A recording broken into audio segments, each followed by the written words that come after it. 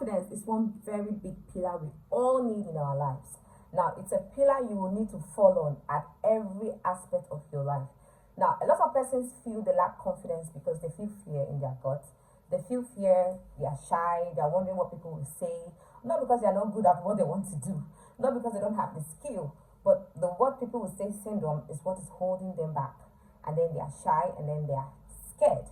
Okay, but what you need to know is do not bother yourself about what people will say.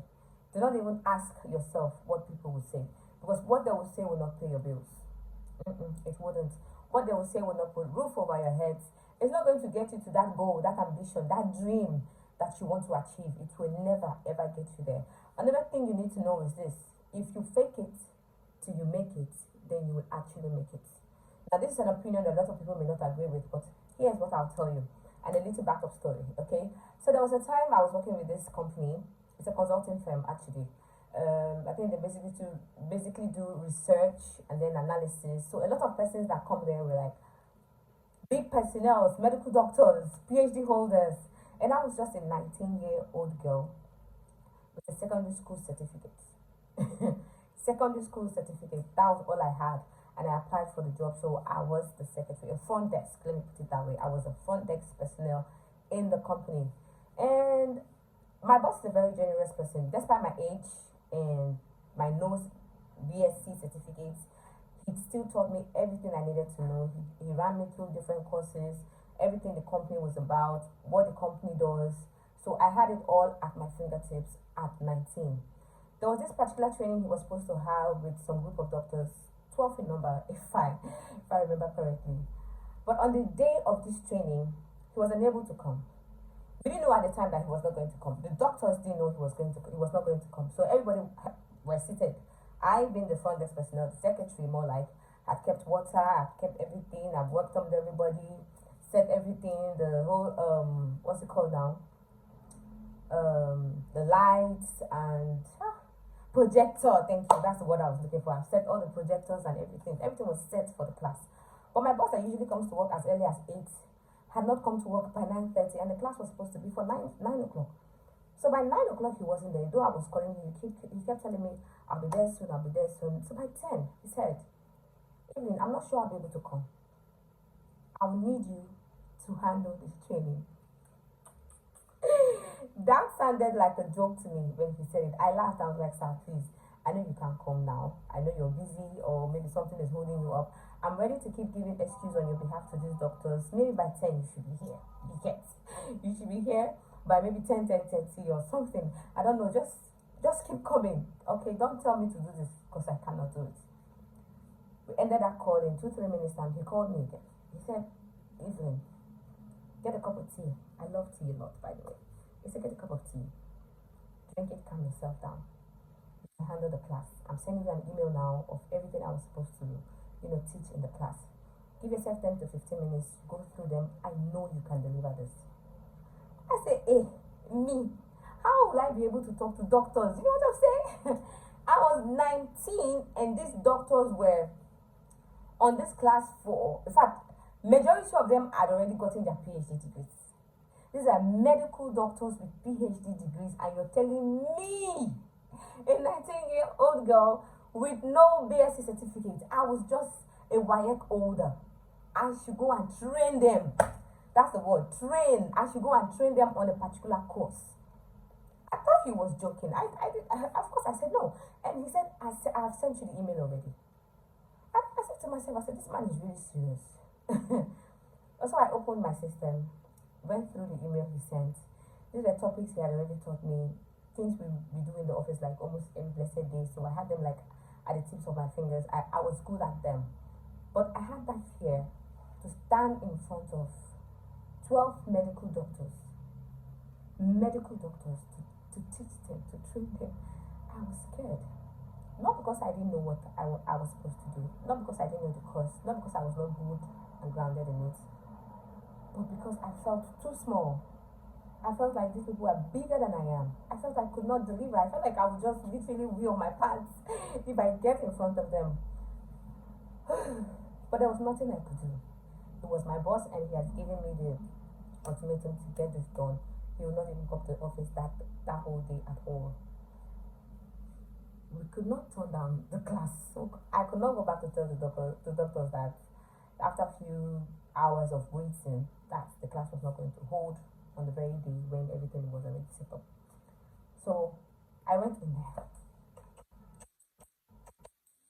scared, unprepared, did train. I was literally sweating on my feet and all of that.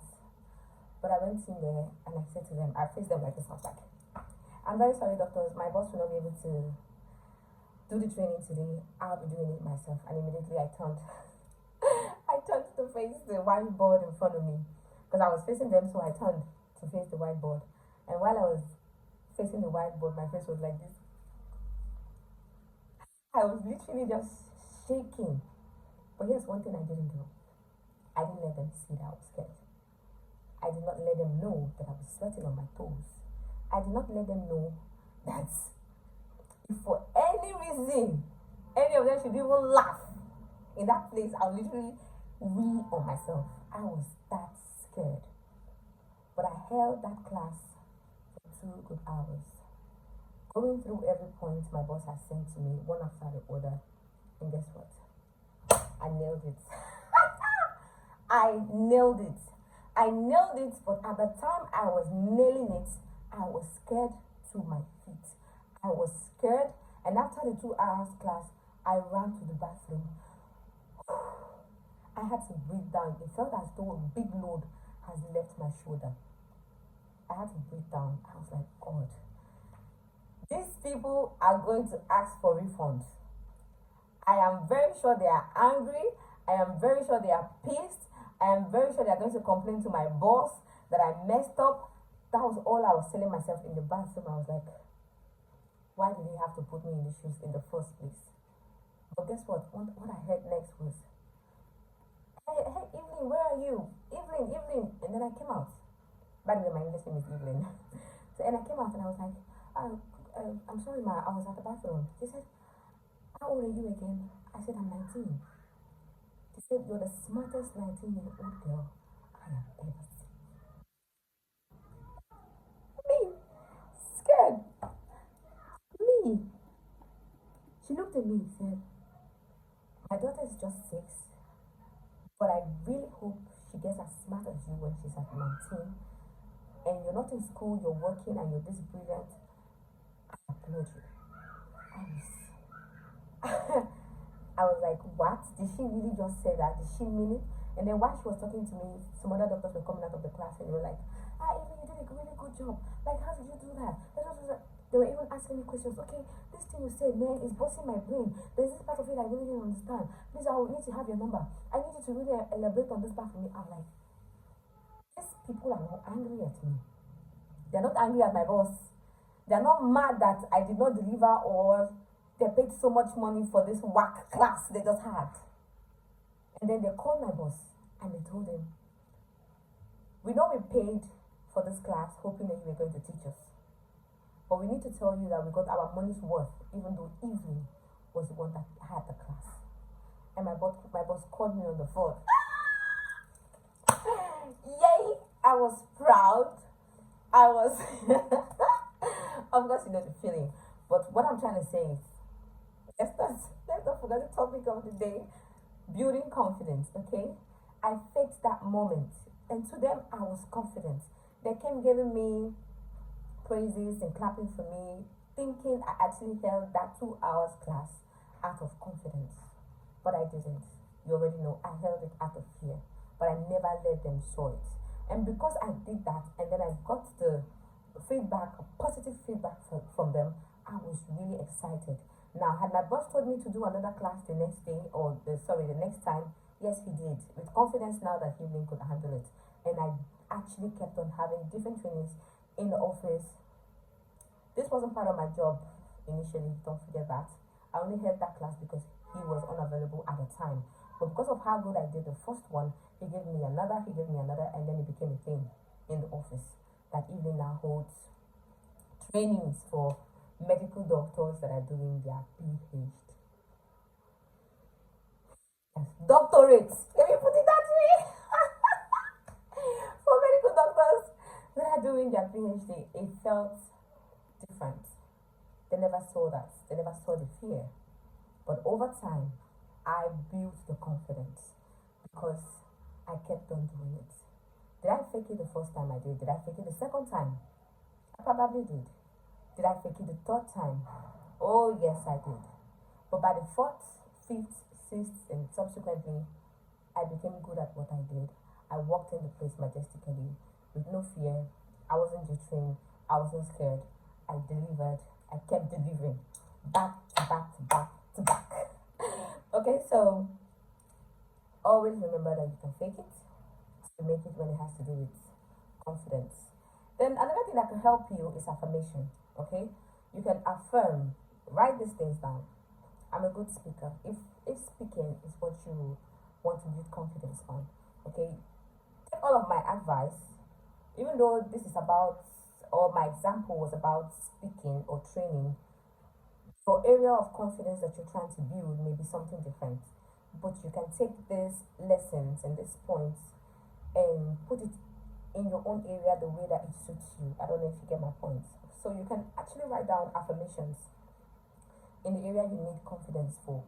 Tell yourself, if you're not confident as a lady, if you have some, okay, look at me, look at my skin. Damn, I'm a good example for confidence. Look at my skin. They are spotted, right? I've had the spots on my skin forever. Ever since I grew up, ever since I've known myself to have spots. If, as a matter of fact, they are even clearer and better now. Growing up, they were worse. They were so worse. My mom always wore me long sleeve that got up to this point of my hands, and long skirts, long gowns, long trousers, just so they don't get to show. All right. But for some reason, I never let this thing stop me from being myself and being who I am. There was a time, yes, it used to get to me because some persons used to mock at me when I'm in school. Of course, school uniforms cannot be so long. And then junior classes in my country, Nigeria, you don't get to wear long sleeve. So most of the times when juniors would see me and I'm in short sleeve with my skin, some persons would say some things about it and mock me. Will I feel bad? Yes, I will feel bad. But I moved anyway. I moved. So I affirmed, I told myself each and every day that my skin was going to get better. I told myself that I was going to have the most clear skin on earth. Is it the most clear skin on earth right now? No, but is it better than what it used to be? Yes. I spoke into the universe. I walked towards it. I got different soaps, different cream, worked on my skin, read about skin, and today my skin is way better than it used to be, which brings me to my next point. So after you've faked it, after you've affirmed, you need to put in the work. If it's training you need to go for in that area, go for trainings. If it's putting yourself out there, put yourself out there. If your case is a case of low self-esteem, you cannot be in the gathering of some certain people because you feel these people are high class and I'm low class and I don't have the kind of car they have, I don't do the kind of hair they do. Be in their midst anyway. It is until you are in their midst and faking that you belong and over belong that you are going to have the confidence that you should be there in the first place. So put in the work. Put in the work in whatever. If it's training you need to have, get the training. If it's praying you need to pray, pray. If it is being out there, you need to be out there, be out there. If you're a shy person and you've always wanted to go into content creation, put a camera in your face anyway. Until you have that camera in your face, just like I am doing now, you would never know how good you will be. Nobody has it all figured out the very day they started. Like this video right now will be my very first video on this channel as a personal growth and development page. This video that you're watching right now is going to be the very first. But here I am, putting out that video. Did I have it all figured out? No. But I'm doing it anyway. I'm putting in the work. You have to put in the work until you get it right. Remember, the fact that you want to start building confidence will not necessarily at the beginning clear away your fear. You have to work with the fear. You have to tell yourself that it is okay for you to be scared. It is okay for you to feel this way you are feeling and still get the job done. Do not let your emotions stop you from doing what you need to do. Fear is an emotion, but put yourself in motion to get what you need to get. Now, if this meant anything to you, gave you any sort of value, do well to like, comment, and subscribe, and I'll see you in my next video where I'll be talking about discipline. Take care.